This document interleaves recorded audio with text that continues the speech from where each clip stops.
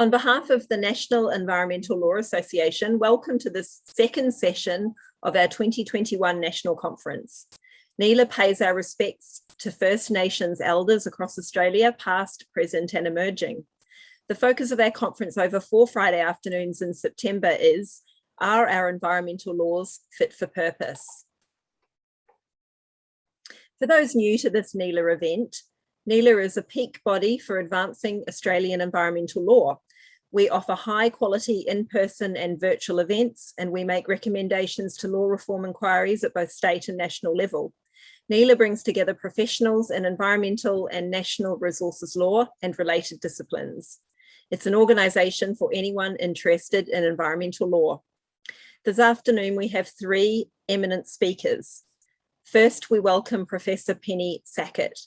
Penny is a physicist, astronomer, and former Chief Scientist for Australia from 2008 to 2011. Penny will address us on the issue of global warming from a scientist's perspective. She will speak about the Paris Agreement targets, the magnitude of the challenge we face, and the inadequacies of Australian climate policy. Second, we will hear from Ilona Miller, who's head of Baker & McKenzie's climate change practice. Ilona will look at climate change from the corporate perspective, and in particular, the role of carbon offsets and removals in corporate net zero strategies. And finally, we welcome Dr. Bridget Lewis, who's Associate Professor at the School of Law at the University of Queensland. Bridget will provide us with an update on climate litigation. This should be very interesting given that there have been a number of notable climate judgments handed down this year. We have provided the speakers abstracts and profiles in the delegates handbook that has been emailed to you. So to save time, I won't repeat that information. Now, briefly, some housekeeping. We will be recording this webinar, so if you object to your image being captured inadvertently, please turn off your video. We will make the recording available to registrants via our website to NELA's YouTube channel. Each speaker will speak for about 20 to 25 minutes, and we aim to have some time for questions at the end of the presentations. If you have a question, please do pop it into the chat box in your Zoom control panel, which is usually at the bottom or top of your screen. And now over to you, Professor Sackett. Thank you. I want to especially thank you for this opportunity to speak to you today. I'm speaking from Canberra, which is Ngunnawal land. So I'd like to pay my respects to their elders, past, present, and emerging. My talk today may be challenging, and I hope it's also empowering. And I've called it, if you have a lever, pull it, because we really need to pull all the levers we have available to us in order to keep climate change at relatively safe levels. I would also like to acknowledge that I'm speaking to an audience that has quite a bit of knowledge, clearly, about the environment and climate change in general. So I want to apologize if there's anything that I'm presenting that you're currently well aware of, but I hope that there will be some new information in there for you.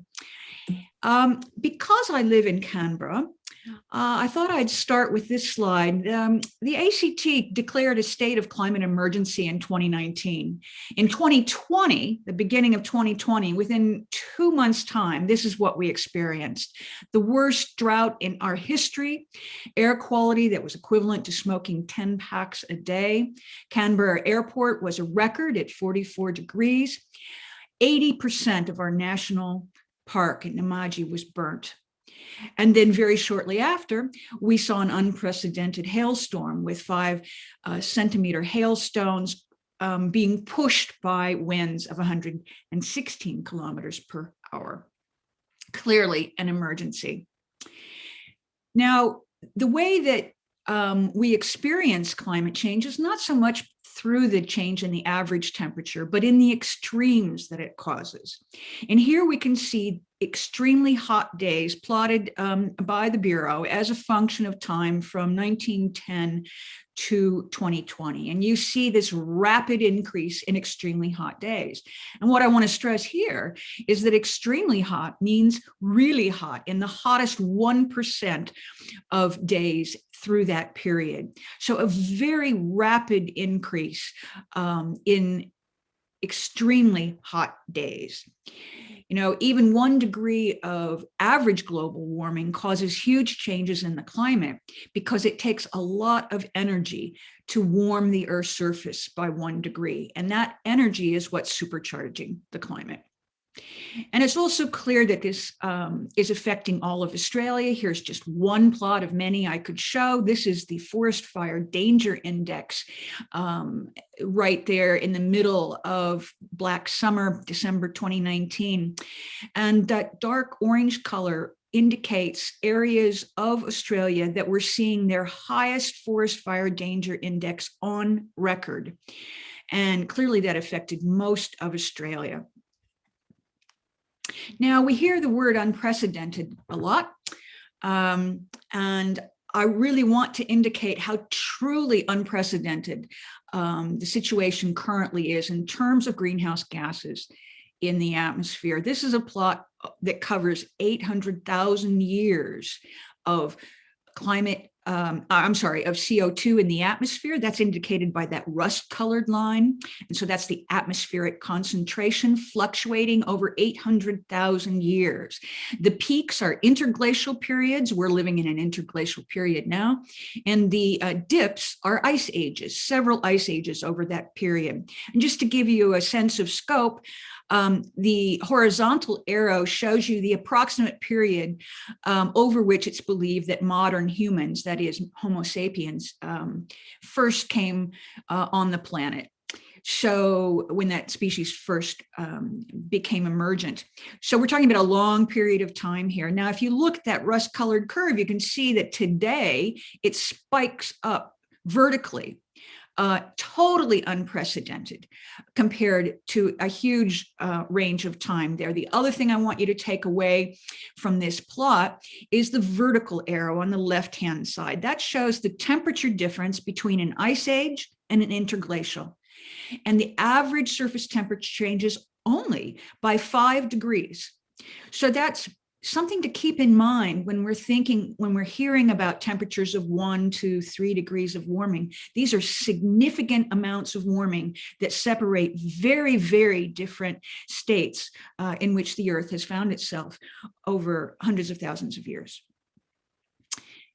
Another thing that I'd like to share with you, I'm sure you're all aware that the risks increase as these warming temperatures from pre-industrial climb. Right now, they're about 1.2. Of course, we'd like to hold them to Paris limit, which is well below 2 degrees. And as that temperature climbs, if we miss those targets to 3 or 4, then the risks increase dramatically. And that's indicated by the colors going from white to yellow to red up that vertical scale as the temperature increases. The thing I really want to share with you, though, is how our understanding of those risks have changed over time. So plotted here are 3 different areas of risk: threatened ecosystems, extreme weather, and tipping points. And each of those were evaluated by Ipcc reports, and I've given 4 of them here, one in 2001, another 2009, 2014, and 2018 as those 4 bars. And what you can see is that at a given temperature, pick, for example, 2 degrees, those risks in more recent reports have grown. Our understanding, I should say, of those risks has grown. So what appeared to perhaps be a moderate threat in some cases now looks to be a very high threat for threatened ecosystems at 2 degrees. So the more we learn, unfortunately, the riskier climate change appears. Now, you would, of course, be aware of the very latest Ipcc report in 2021. That's 4,000 pages. It's a lot to take in for part 1 of a 3-part series. But just the few headlines that I wanted to make sure that you were aware of is that it's absolutely unequivocal that human influence is what has caused current climate change. Another thing to consider is that of all the scenarios that the Ipcc considered, and they focused on 5 that are plotted here as a function of temperature versus time, all of those scenarios reach 1.5 degrees, in fact, exceed 1.5 degrees sometime during this century. That means that 1.5 degrees of warming is locked in. We will see that future. And the other thing, and frankly, it'll probably happen on current estimates about the mid-2030s. It's a future we need to prepare for. And finally, I'd just like to stress that several of the changes that are occurring are irreversible. Even if we cut greenhouse gases drastically, which I hope we do, some of the changes that are occurring are irreversible. And that's an important point, I believe, for environmental law. And here are some of those irreversible changes. You can see they range from decadal to millennial timescales, depending on what we're talking about. These include ocean temperature, the acidity of the ocean, deoxification of the ocean. Polar and mountain glaciers will continue to melt. There will be permafrost thaw, losing carbon to the atmosphere that's irreversible, and sea level in particular will rise for centuries to millennia. So when you see a sea level rise quoted at 2100, remember that it's continuing to rise after 2100 for millennia. Now, one of the most worrisome risks is that some of the elements in the Earth system could tip, they could change to a different state. And this could happen anywhere from degrees of warming from 1 to 5 degrees, depending on which system we're talking about. We don't know exactly where those tipping points occur, but we know that they have occurred in the Earth's past history. So there is precedent for it. And I'm talking now about things like whether there's Arctic sea ice in the summer or the winter. I'm talking about coral reefs. I'm talking about ocean circulations. So colored here are in yellow are those systems that are at risk of tipping at 1 to 3 degrees, in orange 3 to 5, and in red at warming temperatures over 5. One thing that's interesting here now, just to get into our minds, these degrees of warmth.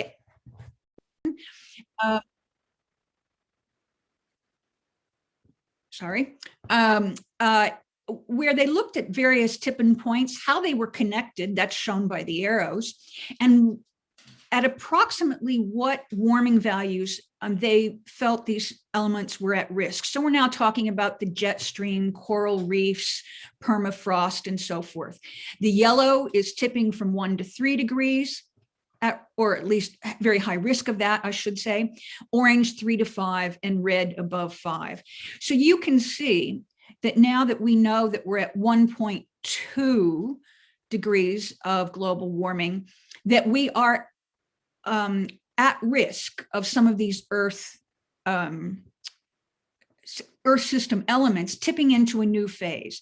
And if they do that, there's also the possibility that they can cascade. That is, one change could cause another and so forth, and a domino effect.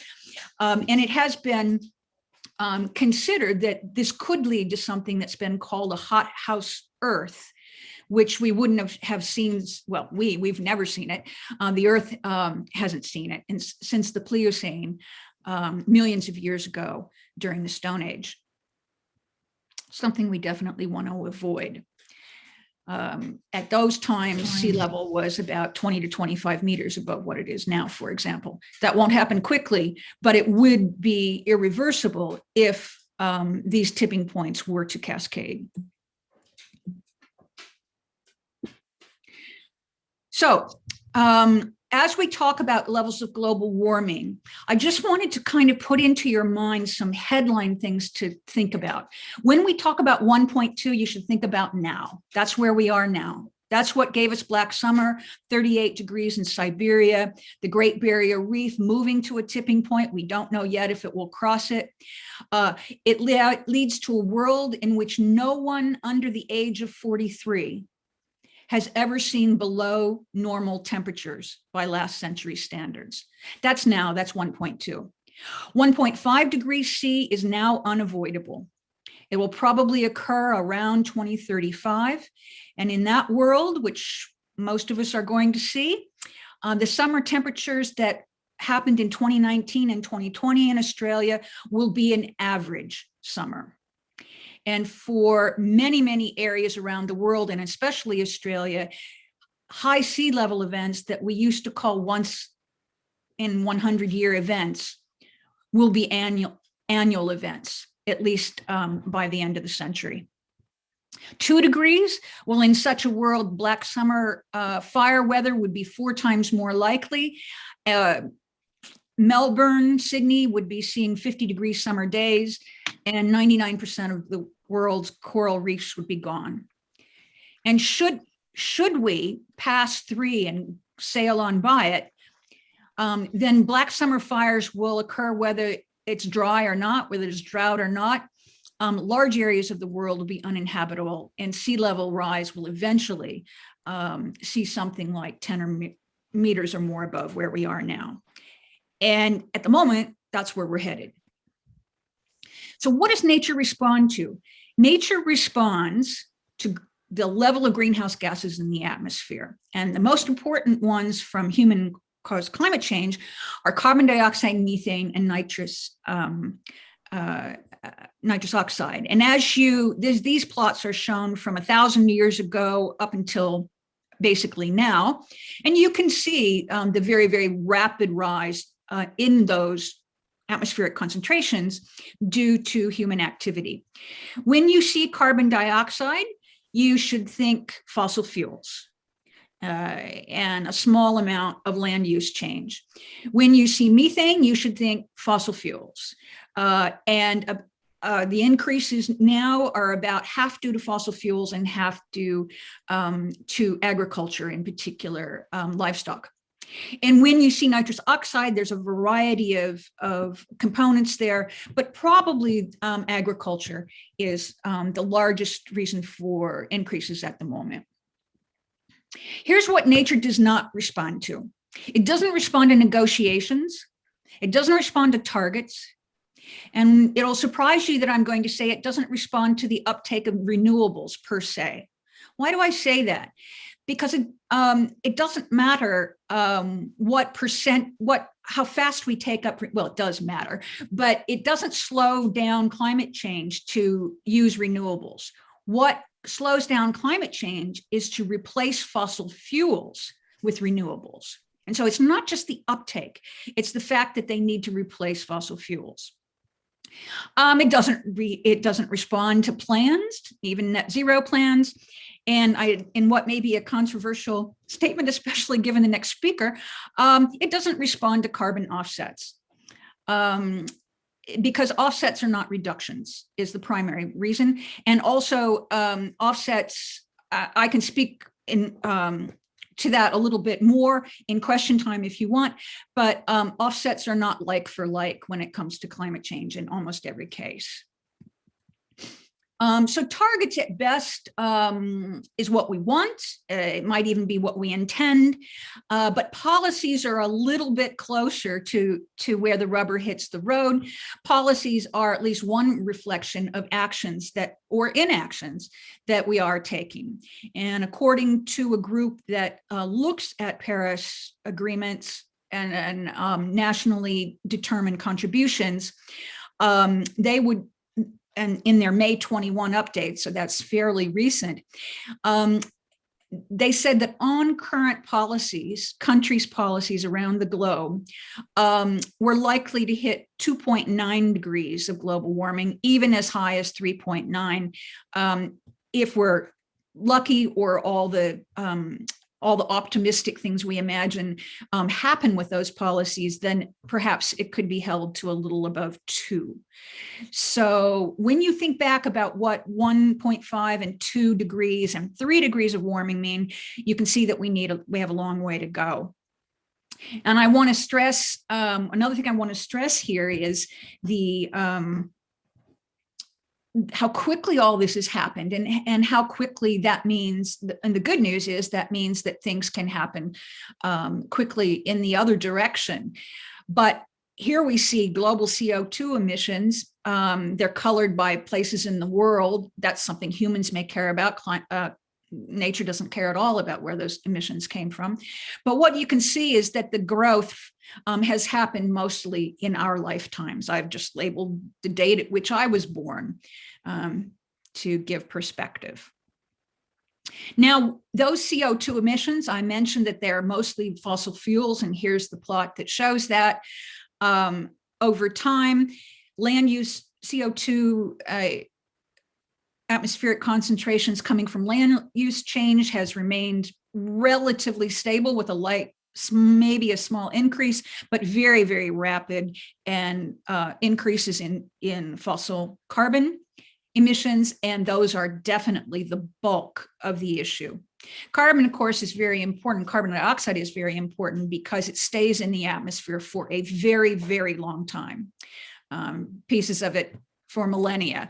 And so that means that every ton that we put up in the atmosphere today stays there and continues to contribute to global warming for thousands of years. I'd like to talk a little bit about the production gap. That's the gap between those policies, what's actually occurring, and what needs to happen to keep global warming to 1.5 or 2 degrees. So 1.5 is indicated there in the lavender color, and 2 degrees in the kind of turquoise color. And those plots, 3 plots, coal, oil, and gas, ranging, and the time scale at the bottom of each of those is from 2015 to 2040. So the leftmost arrow in each is where we are now at 2021, and the next arrow in each plot is at 2030. And so I've labeled the gap with the red arrow showing the difference between what our policies are as countries, and certainly Australia is one of those, the gap between what we're doing, what we plan to do, the policies, and the decrease in those fossil fuel emissions that have to occur. You can see how quickly that has to occur, particularly for coal, but also for oil and gas. And I want to stress that just to make a point that gas is not a transition fuel. Yes, it'll have a role, absolutely, but one shouldn't think that we need to go from coal first to gas and then renewables. You can see that gas also has to decline by 2030 to reach Paris targets. The Paris target, of course, is for well below 2 degrees. People sometimes say 2 degrees, but actually the agreement is well below 2 degrees with pursuing efforts to 1.5. A lot can happen to the climate in 15 years. Something that's happened in the last 15 years is that the energy imbalance has doubled. So if the energy is in balance, then we have neither global warming nor global cooling. But if it's imbalance in a positive, what's called a positive sense, then we have warming. That's where we are now. And just over the past 15 years, that imbalance has doubled compared to what it was before.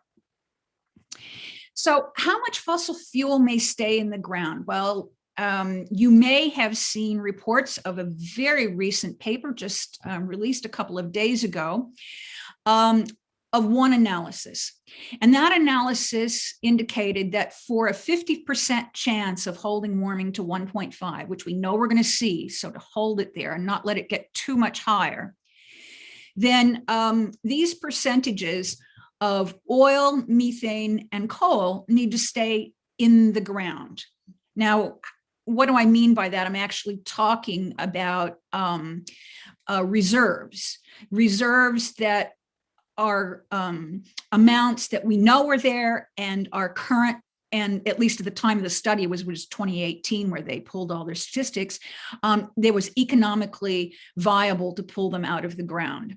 And of course, you see that very large number of about 95% of Australia's coal, the reserves that we knew about in 2018, including those that many companies are planning to extract or would like to extract, have to stay in the ground to meet this goal.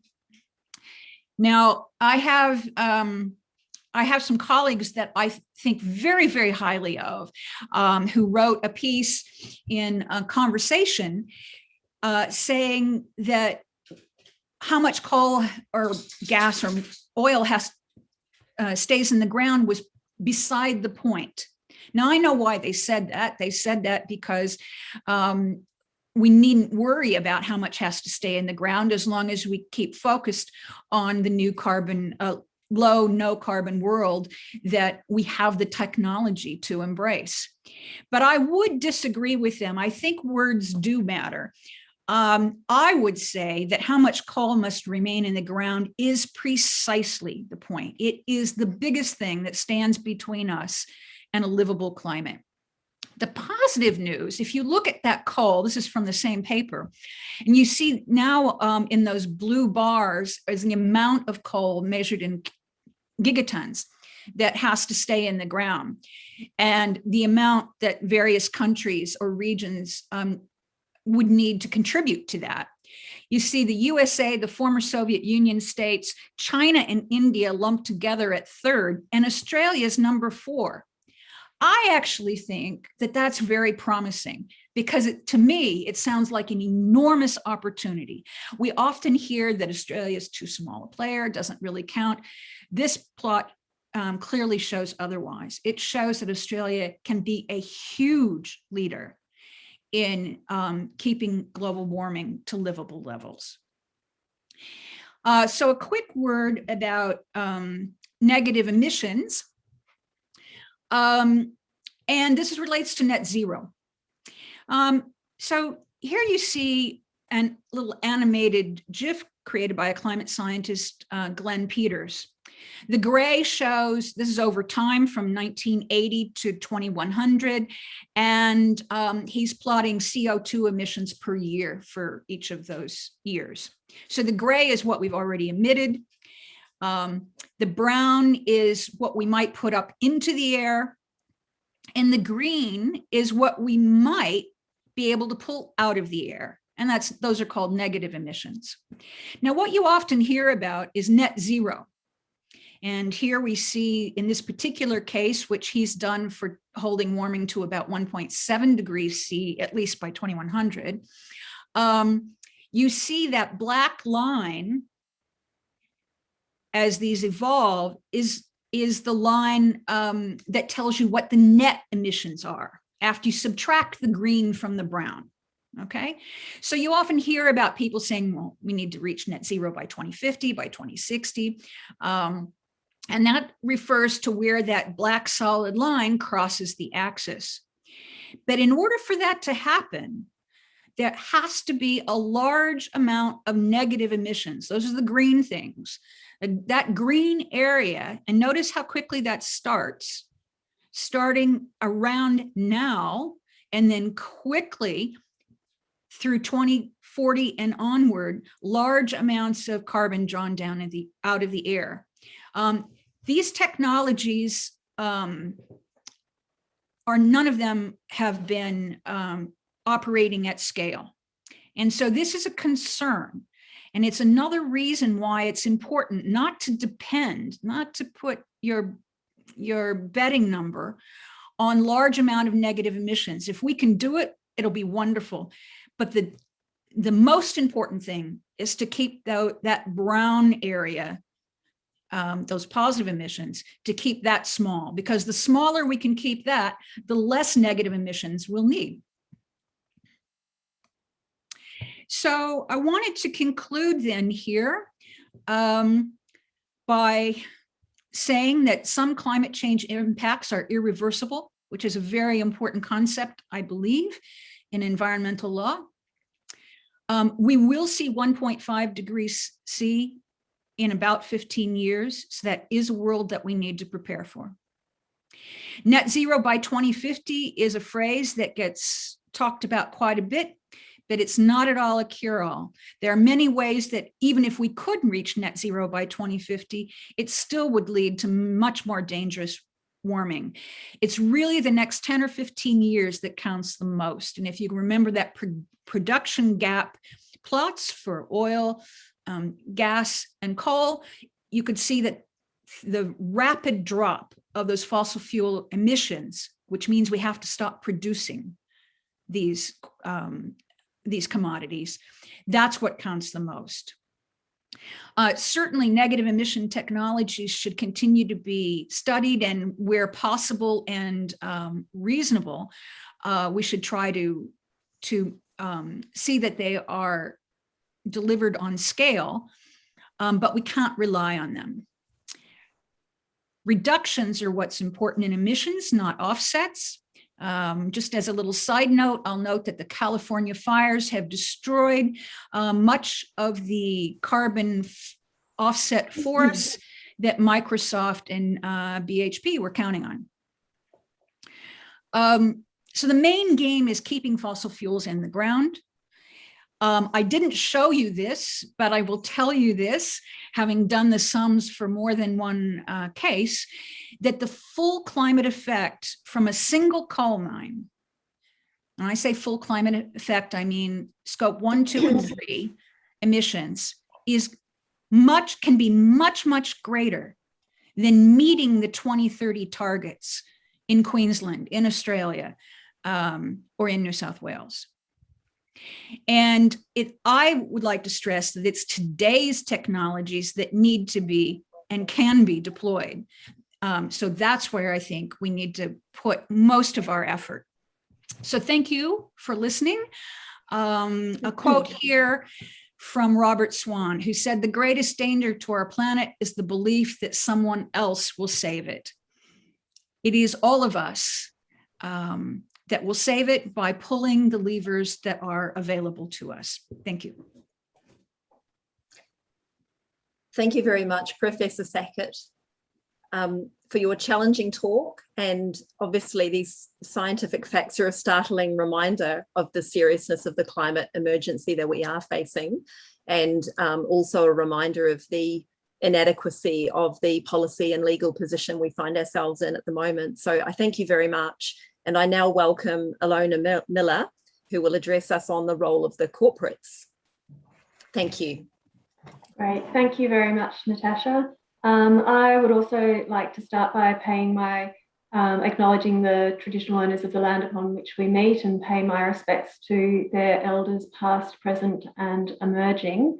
I'd also like to thank Dr. Sackett for her really very incredibly compelling presentation. I think the scientific evidence is so stark in terms of the climate emergency that we're facing, and the importance, as she says, of the policy and the technological and the actions to reduce emissions are absolutely critical.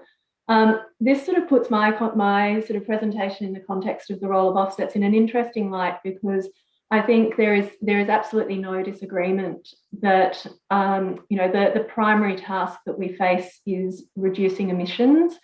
But what we have seen over time is the emergence of this concept of an offset, and the way in which it may be used in respect of some of the claims that are being made by companies with respect to their achievement of carbon neutrality and their claims and commitments with respect to net zero. So I thought this afternoon it would be interesting to look at the role of these carbon offsets, and importantly removals, in reducing emissions and in contributing to the net zero strategies for companies, because they are very much a part of those strategies, and we need to think about how they're being used and what sort of steps can be taken to ensure that there's transparency around their use, and there's also integrity to the extent that offsets are recognised. And so I think the starting point is that over the past few years, we've really seen a proliferation of companies making net zero and carbon neutral claims and commitments. And these come in many different forms of expression. just to sort of, use a couple, you see statements in reports or public materials that, we support the Paris Agreement objectives and are committed to achieving net zero carbon emissions by 2050. Or a company may say, our ambition is to reach net zero emissions by 2050 across our operations. Or indeed, there may be different language around our aspiration is to achieve net zero scope 1 and scope 2 emissions by 2050. So the types of commitments we see are taking various forms, and it's important to look at the wording and the context. Are they, supportive? Are they committed? Are they aspiring to achieve particular targets? But then what are the mechanisms to achieve this? And as we see the proliferation in these commitments, you also see increasing levels of scrutiny and concern about greenwashing. And many people will have been aware of the excellent legal opinion that's been produced by Mr. Noel Hutley, Senior Counsel, and Sebastian Hartford-Davies.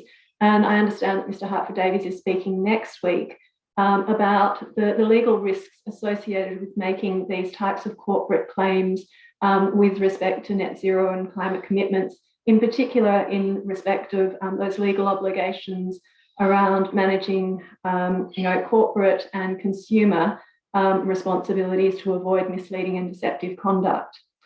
So, the interplay between the statements around achieving net zero, or the commitments to achieving net zero, and the mechanisms by which companies are able to do that and to satisfy in a legally robust way that their claims are justifiable, is increasingly under scrutiny.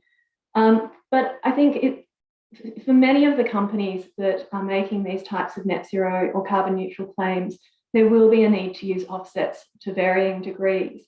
And this raises this question about the integrity of those offsets and in terms the validity of the claims being made.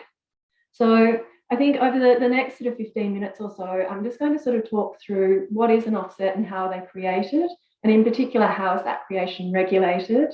What have been some of their criticisms? How are they being used in net zero strategies? And then what are we seeing in terms of addressing market integrity as we go forward? So starting with what is an offset, an offset, which is often referred to as a carbon credit or a unit, it represents the emission reductions that have been achieved by a registered project, program, or activity under a carbon standard. And each carbon certificate or offset or credit generally represents 1 tonne of CO2 equivalent of emission reductions. And these emission reductions may include anthropogenic removal or sequestration of 1 or more greenhouse gases, for example, either using biological sinks or chemical engineering to achieve long-term removal or storage, or the avoidance or the reduction of emissions of 1 or more of the greenhouse gases. For example, you see sort of projects that are able to generate carbon offsets over the past linked to waste projects, renewable energy projects, avoided deforestation. So there's a plethora of different methods that underpin the creation of these offsets. And over the past 15 years or so, we've seen a number of voluntary carbon standards that have been developed to credit emission reductions for the use in the voluntary carbon market. And then we've also seen offsets being used in compliance markets. So, for example, here in Australia, we have the Emission Reduction Fund, which is underpinned by the carbon farming legislation, and that has a process and infrastructure to enable the creation of what are known as Australian carbon credit units.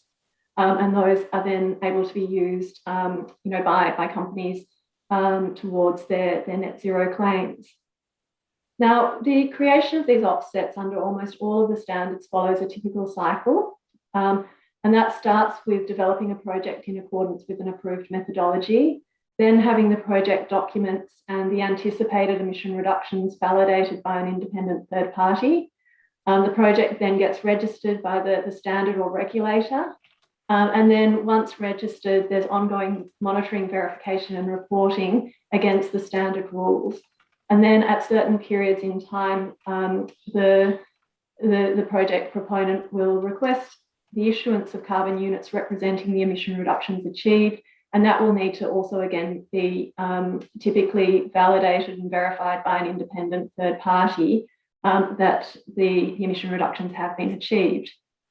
And so whilst we have sort of compliance markets such as Australia's, where there's a really robust legislative basis and a degree of regulatory oversight through the Clean Energy Regulator, the voluntary market, which underpins most of the offsets that are used by companies to meet their emission reduction commitments, has evolved in a slightly different way. So, you don't have these bodies set up under national legal and legislative frameworks.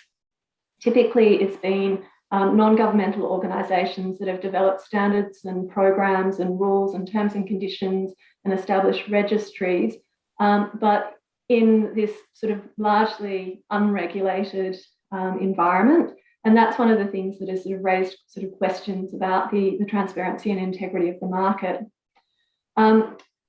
As a result, you do see a lot of criticism of the role of offsets and the projects that underpin them. Just for example, if we look at sort of the environmental impact and integrity of offset projects, we've seen a recent article in the Financial Times which raised a question about, could you really be stapling an offset to a cargo of fuel and then market that fuel as carbon neutral? And, we're starting to see those products coming out into the marketplace, and indeed we're starting to see challenges with respect to some of those products. The Guardian is another example of a media outlet that's called into question environmental integrity with respect to some of these projects. Looks very closely at some of the projects associated with reducing emissions from deforestation, and in particular whether the approaches to setting baselines for these projects was in fact robust, and then the accounting of the emission reductions that sat behind them, whether that was sort of credible. So we often see critiques of the market. The conduct of project developers has been called into question in the international markets, where the term carbon cowboys has been raised. And then you also have questions raised around the role of the carbon market intermediaries, who have been unscrupulous in some of their dealings, in particular with respect to some of the European emissions trading schemes, all of which has again built upon the questioning of the integrity and the credibility of these markets. But despite these criticisms, I think it is important to say that under a number of standards and approaches, and I'm talking here about the Greenhouse Gas Protocol, and in Australia, our own Climate Active certification scheme, there is in those schemes a role for offsets to play in respect of these climate commitments.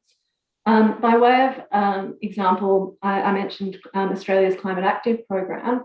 It certifies organisations, products and services, buildings and events as being carbon neutral. And the premise around the application of that certification is you start by reducing emissions where possible. And so that, again, that focus is on reduction of emissions, and then compensating for the remainder by investing in carbon offset projects to achieve net zero over all emissions.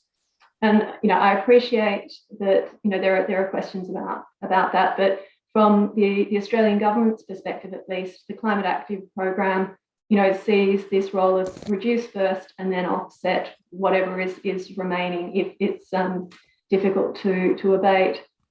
Similarly, in the voluntary market, there's been work undertaken by a group called the Task Force for Scaling Voluntary Carbon Markets. And again, they have emphasised that offsets should only be used to compensate for the residual emissions that organisations cannot eliminate, and they should not be replacing decarbonisation efforts. But if we look then one step further, you also have the work of the Science Based Targets Initiative, which has effectively banned offsets from counting towards corporate net zero targets, because it's saying that organisations must achieve these targets by cutting emissions instead of looking to the use of offsets. And where offsets then play a role is in moving beyond net zero, working towards higher ambition and addressing removals.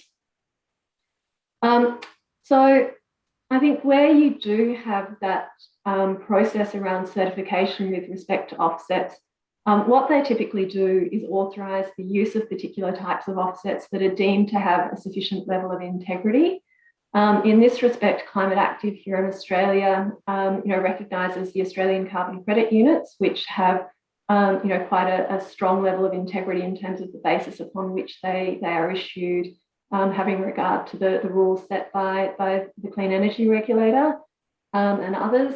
But Climate Active also recognises some other international units, including voluntary units. And so what becomes an interesting exercise when you look at how companies are using these eligible units is what is driving their use of particular types of units to meet their goals.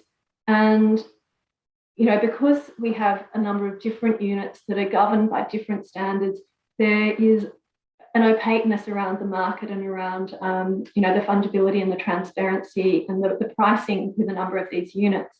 And so that ability to look at offsets as like for like, as Penny said, they're not like for like, and they have different characteristics, and they have different values to different users of them. So across the units, for example, that are eligible in Climate Active, you have at one end of the spectrum Australian carbon credit units, which today, we saw trades of those units for up to $25, $26 a unit. But then at the other end of the spectrum, you have units like the certified emission reduction units that are generated under the Kyoto Protocol, which are trading at less than $1 a unit.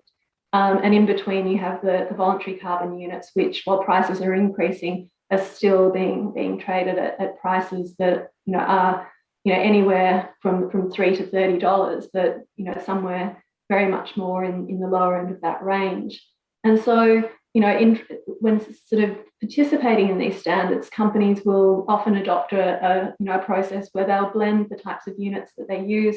It's perfectly legitimate under the standards to use different unit types, and there will be a trade-off between the price to achieve that target, but also the quality and the integrity of the units that are being used.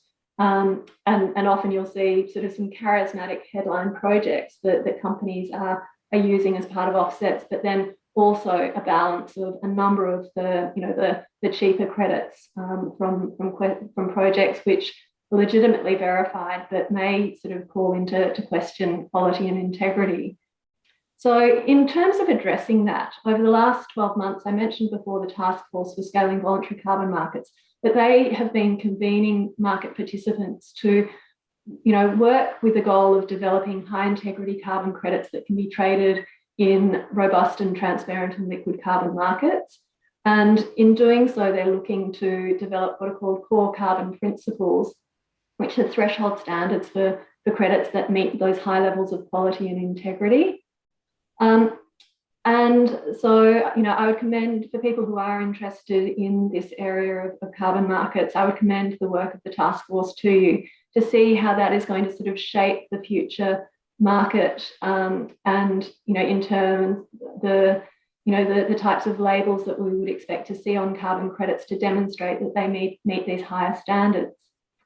In addition to the work that the task force has been doing, there's also a group called the Carbon Markets Integrity Initiative, and then also working with bodies like the Science Based Target Initiative and the International Organisations for Standards.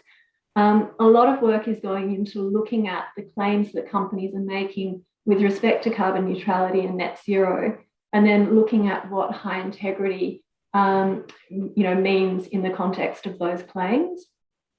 So just by way of example, the Voluntary Carbon Market Integrity Initiative has noted the proliferation of these carbon credit related claims, and has raised concerns that, coupled with a lack of transparency, this is sort of really resulting in limited public confidence in some of the corporate claims that are being made.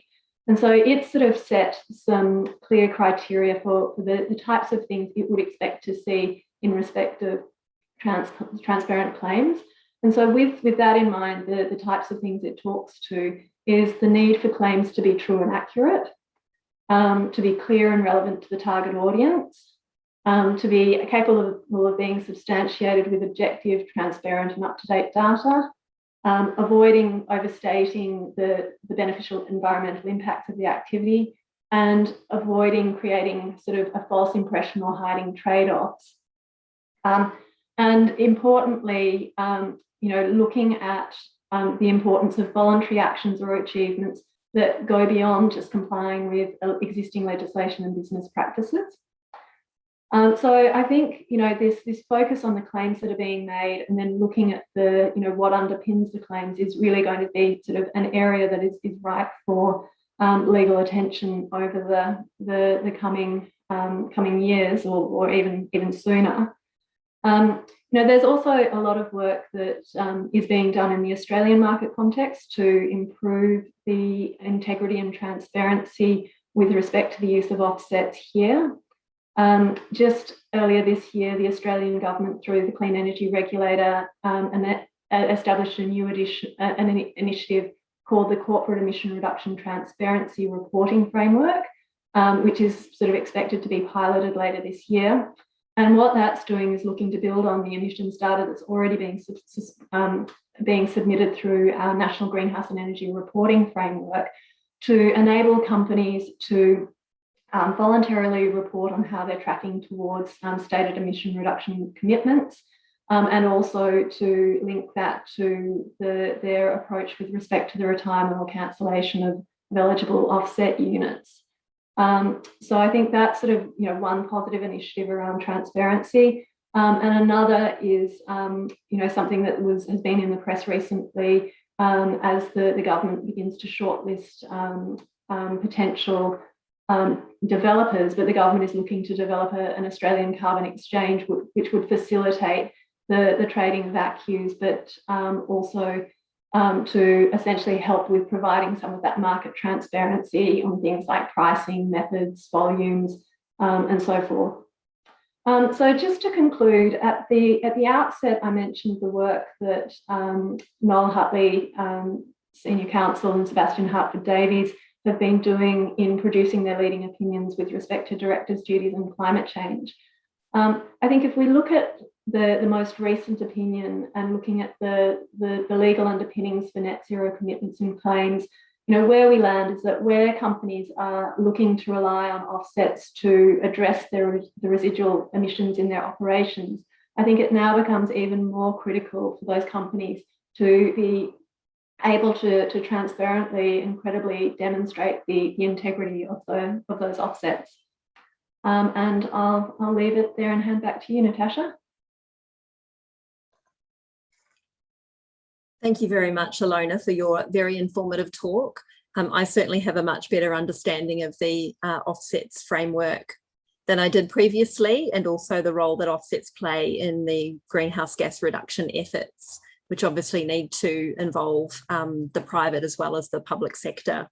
I'd now like to welcome our last speaker for the day, Dr. Bridget Lewis. Dr. Lewis, can you please turn on your video? Thank you. Mm-hmm. There you go. You ready for me to share the screen, Natasha? Yes, I am. Thank you. Okay, here we go.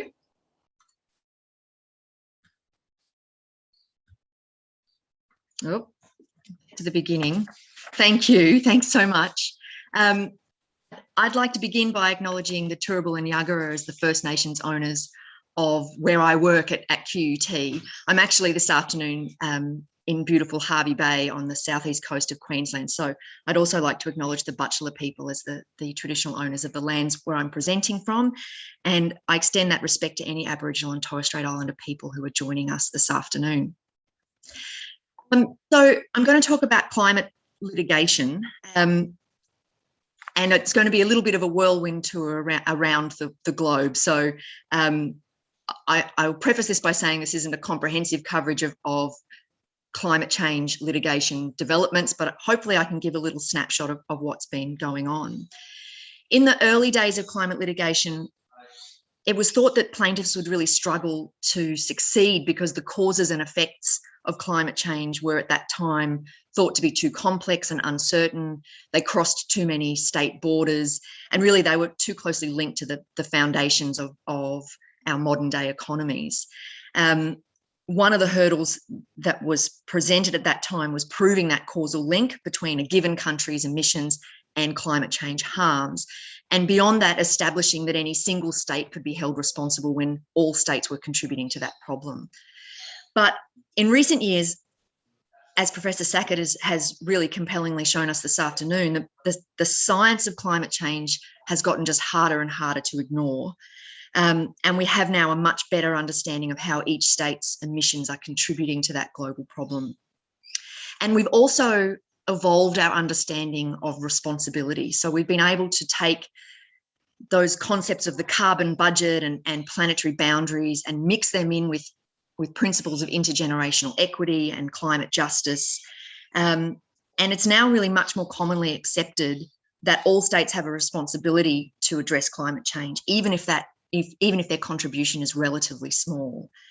So as the scientific and the moral understanding has evolved, that's also been obviously in parallel with the increasing urgency of the problem. So we've seen activists step up their efforts to push for stronger action, both from governments and from corporations and international organisations. So all of this has contributed not only to an increase in the volume of climate litigation, but also to a real improvement in the success rate of those cases. The barriers that we thought originally would stymie successful litigation are systematically being broken down, and each victory is encouraging other advocates and activists to try similar cases in their own jurisdictions. So just to illustrate this increase in the volume of cases, this is a graph from the Grantham Institute based at the London School of Economics, and it shows a total of 1,841 climate cases as at the end of May this year. The vast majority of those cases are in the United States. So there's around 1,400 cases that have been decided there. And then the remainder have been filed in other countries or in international tribunals. The Grantham Institute records 115 cases for Australia, but other databases have that number closer to about 200. And to show the spread, this is again from the Grantham Institute, the pink and the red and the dark red are the countries with the highest number of climate cases. So you can see that Australia is right up there among the highest numbers of any country. Already this year, we've had some really significant decisions in places like France and Belgium and Nepal and South Africa and Poland. Cases are popping up all over the place all the time. And these figures are really just for cases that have been decided. There's also a huge number of cases that are currently before the courts. So speaking as someone who researches in this field, it is genuinely hard to keep track of everything. And so what I'll do now is give you a kind of brief overview of a few recent developments, a few cases that are currently before the courts that we're keeping an eye on, and also some of my thoughts, I guess, on where things might be headed.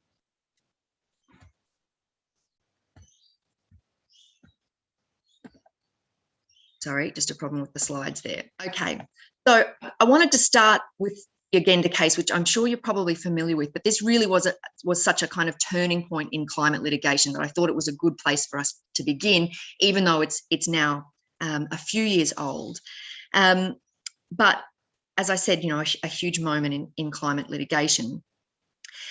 Agenda and a number of other environmental NGOs were arguing that the Dutch climate policy breached the government's duty of care to its citizens, so that the court agreed that there was a duty of care owed by the Dutch government to prevent dangerous climate change.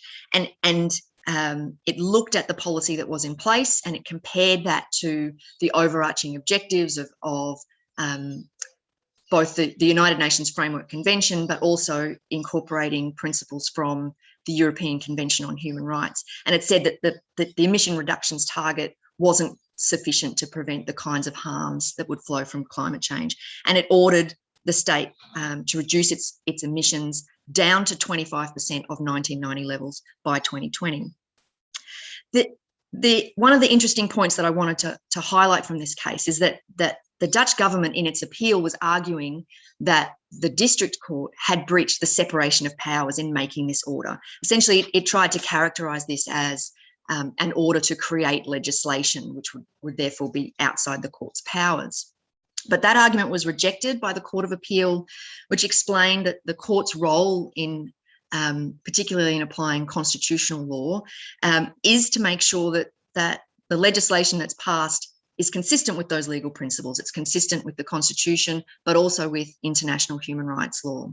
So the court didn't consider that it was stepping outside of its role in ordering a reduction in emissions. And importantly, it left the policy decision about how to achieve that reduction up to the Parliament. So I think that's a significant finding, because a number of other governments have tried to make similar arguments in cases.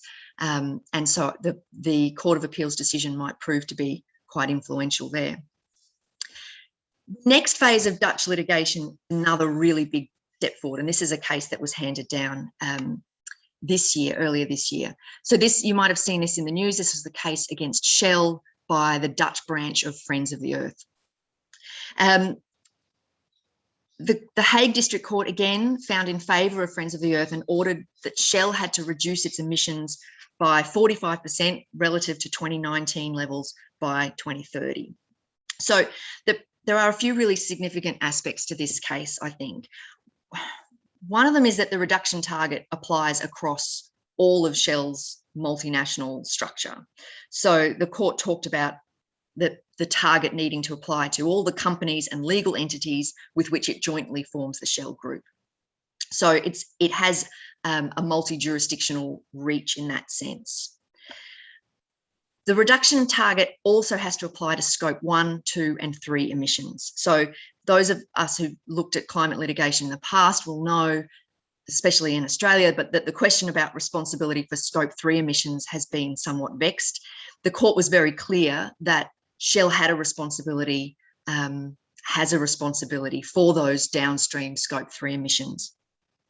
And the court said that companies have to take responsibility for scope 3 emissions, especially where they form the majority of the company's CO2 emissions, as is the case for companies that produce and sell fossil fuels. So from that, we can interpret that essentially as an order that Shell sells less oil and gas. And you can imagine the kind of shockwaves that sent through the boardrooms of fossil fuel companies around the world. A victory like this against one of the carbon majors has been considered a kind of holy grail of climate litigation for a long time. So it's a really important decision. It's being appealed. We'll see what happens, but it does have potential, I think, to be quite significant. Another decision this year is the case of Neubauer in Germany. Lead plaintiff in this case is Luisa Neubauer. There she is. You might recognise her as one of the climate activists who founded the Fridays for Future school strike movement. The plaintiffs in this case were arguing that Germany's emission reduction targets were inadequate to prevent breaches of their constitutional rights, particularly their rights to life and to dignity. And the Federal Constitutional Court accepted that argument and agreed. One of the things that's really interesting about this case is that the court engaged very explicitly with questions of intergenerational injustice. So if you think back to what Professor Sackett was saying before about the irreversibility of climate change, the degree of warming that's locked in already because of our past and present emissions, that translates into a huge injustice to future generations. And the court took those principles of intergenerational justice, looked at Germany's targets and said, look, even if these targets are met, that's still leaving an unfair amount of work to future generations to clean up this mess. So it ordered that Germany needed to adopt stronger targets, essentially to do more to bring its emissions down more rapidly. I was concerned about intergenerational justice, have been a feature of a number of recent climate cases. This case is now a couple of years old. This is a case from the Colombian Constitutional Court. And again, it's a case that was commenced by a group of young people, this time 25 young people. And they argued that the government's failure to protect the Amazon from deforestation would amount to a breach of the rights of future generations. So essentially, it's a claim that's brought on behalf of not just the specific plaintiffs in the case, but also future generations more broadly. And the court confirmed that the protection of the environment and addressing climate change are really essential to ensuring the enjoyment of constitutional rights. And it found that the government was in breach of those rights by failing to enact stronger protections for the Amazon. The court also, in fact, recognised that the Colombian Amazon itself is the holder of rights, which is actually going beyond what the plaintiffs were asking for in the case. They said that the Amazon has rights and it's entitled to protection, conservation, maintenance and restoration. So the court ordered the Colombian government to formulate and enact some stronger plans in order to address the deforestation in the Amazon. We come a little closer to home. This is probably a case that some of you would have seen in the news from earlier this year. Sorry, there's a bird that's just flown in the house. Hopefully somebody will chase that out. This is a case brought by a group of young people to the federal court seeking an injunction to stop the approval of an expansion of the Vickery coal mine. So the decision was before the minister, and the young plaintiffs were seeking an injunction to prevent that expansion proposal from being approved. And they argued that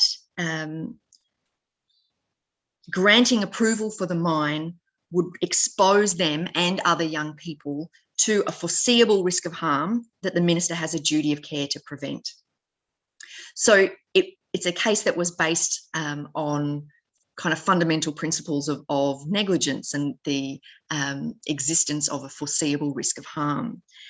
In assessing the degree and nature of that risk, the court found that the scientific evidence that was presented, which incidentally wasn't challenged by the minister, so the climate science was presented in court and the Minister for Environment didn't dispute that evidence. The court found that the evidence demonstrated that the Scope 3 emissions from an expanded coal mine would make a small but measurable increase to average surface temperatures, and that would present a risk of personal injury or death for the young plaintiffs. And in response to that risk, the minister therefore had a duty of care to prevent that foreseeable harm. Justice Bromberg's summary of the potential harm was really compelling. If you haven't read the case, it's I think worth having a look at the way that the experience of climate change in Australia is described there. And he talks about the effect of global warming as being catastrophic.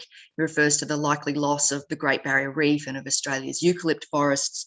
And he talks about inevitable disasters like the flooding of major cities. So it's quite a detailed and sombre account of the risk that future generations are facing if we continue to expand our coal extraction. So from that factual basis, he found that the minister owes a duty to take reasonable care. After making that declaration, he didn't feel it was necessary to issue the injunction because it hadn't been established that the minister would in fact go on to breach that duty of care now that it's been pointed out. Again, the minister has lodged an appeal in this case, so it's not finished yet. But I think that declaration that a duty of care exists in relation to future climate harms could have significant implications. And for one thing, I think it shows the relevance of those really basic principles of the common law. This was a case that didn't need to rely on constitutional rights or climate legislation or human rights legislation. It just came right back down to that relationship between a decision maker and the people who are going to be affected by that decision. That being said, human rights law is an area where we're seeing a growing number of cases. And I wanted to now, I guess, come a little bit closer to where I live in Queensland and talk about a couple of cases here. The first one is Youth Verdict and Waratah Coal, which is litigation that's on foot in Queensland at the moment. Youth Verdict is a group of young people. This is a picture of one of their directors, Mel McAuliffe, and they're objecting to an application by Waratah Coal, which is one of Clive Palmer's mining entities, for a mining lease in the Galilee Basin in central Queensland. And they argue that a decision to grant an environmental authority for the mine would be incompatible with their rights under Queensland's Human Rights Act. So particularly they're looking at the rights to life, to privacy, family and home, the right to property, and the cultural rights of Aboriginal and Torres Strait Islander people. Like the plaintiffs in Sharma, they're pointing to the Scope 3 emissions, and they say that the impact of those emissions and the climate harms that would result would be incompatible with the enjoyment of their human rights in the future. We don't yet have a decision on that substantive question of compatibility with human rights. Just excuse me for a second. I must be talking too quickly. But we have got this preliminary decision from the Land Court, which is really interesting. It's particularly interesting for human rights lawyers like me, because it's one of the first opportunities we've had for a court to look at the Human Rights Act and give us some clarity about what some of the provisions mean. And President Kingham made it very clear that the Human Rights Act applies to decisions like this. It applies to the Land Court when it's making recommendations about environmental authorities. And it applies even if the objectors, so in this case, Youth Verdict, even if they don't make any human rights arguments themselves. As a public entity performing its role under Queensland's environment laws, the Land Court has an obligation to act in a way which is compatible with human rights. So that means potentially that human rights arguments and issues are going to be on the table for any environmental decision making in Queensland. Where that goes, we'll wait and see, but it is it's a kind of tantalising prospect for those of us who are interested in environmental rights. Another couple of pending cases that are worth mentioning, I think. Again, these are overseas cases, and I'll talk a little bit about why I think these are so relevant in a minute. The first is a case in the European Court of Human Rights, Duarte Agostinho in Portugal. Again, this is a group of young people. This time, the 6 plaintiffs are pursuing a claim against 33 European countries, and they're arguing that collectively their failure to address climate change, their failure to enact more robust emissions reduction policies, amounts to a breach of their rights to life and to private and family life. This case has been fast-tracked by the European Court, and it's generally understood that the court is keen to take up this opportunity to give its opinion on how the European Convention applies in the context of climate change. Another case, and this is again a face that you'll probably recognise, this is a case that involves Greta Thunberg, and this time we're talking about a case in the Committee on the Rights of the Child. So that's the committee that oversees the Convention on the Rights of the Child. And Greta Thunberg's among 16 children that are bringing this case, and they argue that the 5 respondent countries, so this time it's Argentina, Brazil, Germany, France and Turkey, they're arguing that those 5 countries' failure to address climate change breaches their rights under the Convention on the Rights of the Child. There are a couple of legal hoops that these 2 cases have to get through in order to succeed. One is to show that the various respondent countries actually owe obligations to people, to the children and young people in other jurisdictions. So it's essentially testing the extraterritorial application of these human rights laws. As you would imagine, you know, we've got a group of Portuguese children bringing a suit against 33 European countries. We can expect that those 33 countries will argue that they don't owe any obligations to children in Portugal. So, and similar arguments will be made in the Sackett case in the Committee on the Rights of the Child. So there's a great opportunity there to get some clarity around extraterritorial human rights.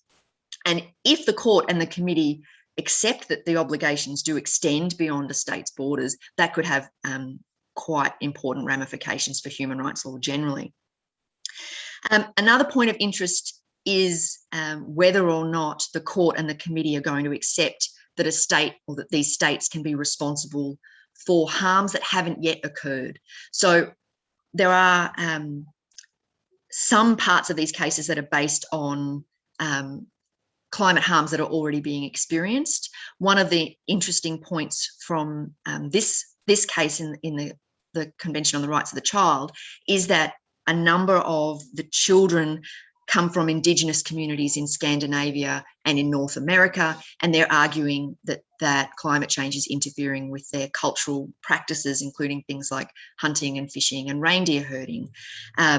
So there are some actual harms. The Portuguese case talked a lot about the bushfires that occurred in Portugal in 2017, but they're also talking about the longer term impacts of climate change, the harms that we expect will materialise over the course of these children's lifetimes. So what the European Court and the Committee on the Rights of the Child say about those future harms is also interesting for human rights jurisprudence. The final case I wanted to talk about is another one that's closer to home, and this is a case against Australia in the Human Rights Committee. So the Human Rights Committee is the UN committee that oversees the International Covenant on Civil and Political Rights. And the complainants here are 8 Torres Strait Islanders who argue that Australia has breached their rights to life, to private and family life, and to culture under the ICCPR. They point to both Australia's failure to cut greenhouse gas emissions, so a mitigation argument, but also that Australia has failed to implement the necessary adaptation measures to protect them from the impacts of climate change. Lawyers for Australia have said that the government shouldn't be held responsible because Australia isn't the only state that's contributing to climate change. So that old argument we've seen before about it's not just us, everyone else is doing this too, we shouldn't be held responsible. But Australia has also claimed that the case should be dismissed because it's talking about future harms. As we know, though, climate change it's not just a future problem for the Torres Strait. It's already impacting through sea level rise and storm surges, inundating important cultural sites. Rising ocean temperatures and acidification is impacting on marine on the health of marine environments. So it's very much a current problem. We're not only talking about future harms. I don't think there's any reason why the case should be dismissed on that basis. And even if we were talking just about future harms, I think the Human Rights Committee might still take the opportunity to look at that and make an assessment about what it thinks Australia should do to prevent those future harms. So again, it's an opportunity for clarity from an international human rights body about how it thinks the human rights treaty should apply in the context of climate change. And while a finding against Australia wouldn't be binding, wouldn't be enforceable by the Human Rights Committee, it would still be a really strong condemnation of Australia's position. The other important thing to note about these international cases, particularly the international human rights cases, is that I think they could be very useful jurisprudence in interpreting Australia's domestic human rights legislation. So in the jurisdictions here that have some human rights law, Victoria, the ACT, and now Queensland, those laws allow for the rights to be interpreted having regard to international case law. So as we get more and more of these climate change cases being handed down from the UN Human Rights Committees, they then provide us with these tools to start making climate change arguments based on domestic human rights law in Australia. And we might also then start to see more litigation here using the arguments that have been run in those international forums. So I wanted then to wrap up with a few thoughts on how I think this is going. Start with why are we seeing so many children's cases? I think the obvious answer is that children are really angry about how slow we've been to act on climate change, and that's obviously motivating a lot of these cases. Another reason is that the uncertainty about climate science that I talked about at the beginning is just dissipating rapidly. And so the cases are not just talking about distant, somewhat uncertain future harms. We're talking about things that are happening now, and that makes the cases both more urgent and necessary, but also much more winnable. The third point is that the injustice of climate change is really apparent when we're talking about children's cases. There's a very strong, I think, moral obligation that we have to address the injustice that climate change creates for future generations. And so that's a motivating factor for some of this litigation, but it also means that even if the cases don't succeed, they're still a really great vehicle for sharing children's experiences and fears, and hopefully for motivating stronger action, not just in litigation, but across different areas of civil society. Then there are a number of other things that I think we're seeing here, and I realise that I'm starting to run a little short of time, so I won't run through all of these in a lot of detail. But a couple of things that I think are important. The Royal Dutch Shell case obviously shows us that we're heading towards more climate litigation that's successful against corporations, and that could be really powerful. We're also seeing cultural rights turning up more and more in the human rights cases. That could be really interesting in Queensland, where we have a specific right in our Human Rights Act, a provision that protects the cultural rights of Aboriginal and Torres Strait Islander people. So I think that could be a really interesting site for future litigation. And overall, I think what we're seeing is a fertile kind of cross-pollination of ideas across all these jurisdictions. The arguments are being shared, the strategies are being refined, and I think that's helping to build this really exponential growth of successful climate cases, and particularly where those cases are being brought by young people. So that's what we're seeing. I really hope that that trend actually translates into, achieving the ultimate objective, which is a more rapid transition to renewable energy, keeping those fossil fuels in the ground, and a more meaningful effort to prevent the worst harms from materialising. So I'll leave it there, but I'm happy to answer any questions that I can. Thank you. Thank you very much, Dr. Lewis, for your overview and your update on climate litigation, obviously internationally and here in Australia. I certainly think these talks always remind me of the broad scope of climate litigation cases that we see, and the causes of action based in tort, human rights. It's just such a variety of ways that people are tackling climate change and litigation these days. And obviously you've highlighted the large number of cases that we're seeing, and particularly in Australia. And I think we can probably thank the UDO for that.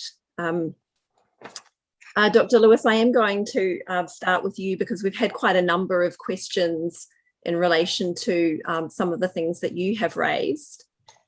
Someone asked, the Shell and Palmer would likely say their clean fuel / coal will be substituted for dirtier fuels already in use. Has any court made a determination in the substitution space? Yes. So I think those substitution arguments are starting to be revealed as flawed.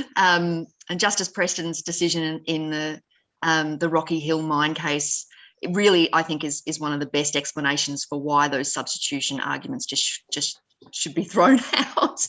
And I think it's there's a parallel here to the question of offsets, and the fact that an offset isn't a reduction. I think, Professor Sackett, you said that before, and it's a similar kind of logical flaw with the substitution argument. Is that what we should be looking at is preventing emissions wherever we can. It's not a question of choosing or deciding that some emissions are less harmful than others.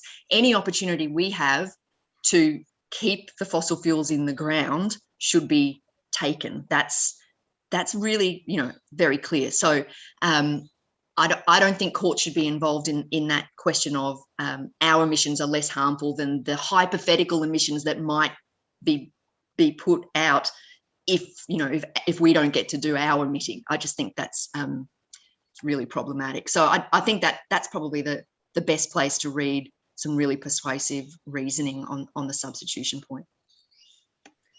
Thank you for that, Dr. Lewis. Now, this is a question, I think, for Ilona Miller. What are the human rights and environmental protection responsibilities for companies using carbon offsets beyond the project life cycle, such as to continue to care for forested areas?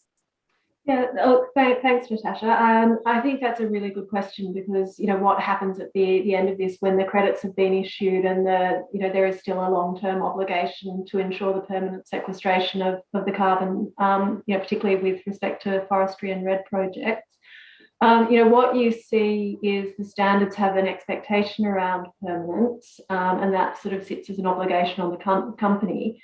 In markets like Australia, we have mechanisms that can look to enforce that permanence obligation, but there isn't that type of regulation as such in the voluntary market. And so it really comes down to the commitment of companies to pursue that themselves. But where we are starting to see legal developments that I think are quite relevant here is the link between this and the disclosure obligations that are being placed on companies through mandatory disclosure regimes around financial and non-financial reporting. For example, the task force on scaling, TCFD, so the task force on climate-related financial disclosures. Some of their recommendations are being picked up in legal frameworks, the European Union Sustainable Finance Directive, all expecting disclosure around these things. And we're also now seeing those disclosure obligations flowing into nature and natural capital. And you also have jurisdictions like France that have gone significantly further in terms of their expectations around corporate behaviour with what's called their law of vigilance, which expects companies to report on environmental and human rights compliances as well. Thank you very much for that, Ilona. And just piggybacking on that, I guess you talked about carbon cowboys. What sanctions, if any, have been imposed on those abusing offset schemes? Look, there's some interesting examples in the UK in particular where there have been actions brought with respect to fraud for market intermediaries who have engaged in misconduct and fraudulent conduct vis-a-vis sort of mum and dad investors who have bought carbon credits. So you do see those types of actions coming through from a market regulatory perspective. I think it's interesting to look at the financial regulatory frameworks that sit around the operation of carbon markets. So, for example, in Australia, an Australian carbon credit unit is a financial product, and therefore to engage in dealings with that, typically you need an Australian financial services licence, which then brings in a regulatory regime that sits around that in terms of oversight by ASIC. In the voluntary market, we don't have that same level of oversight, and that's one of the things that is something that does potentially need to be addressed either directly through national governments regulating the use of voluntary credits within their jurisdiction, or potentially through a broader institutional governance framework for the international carbon market.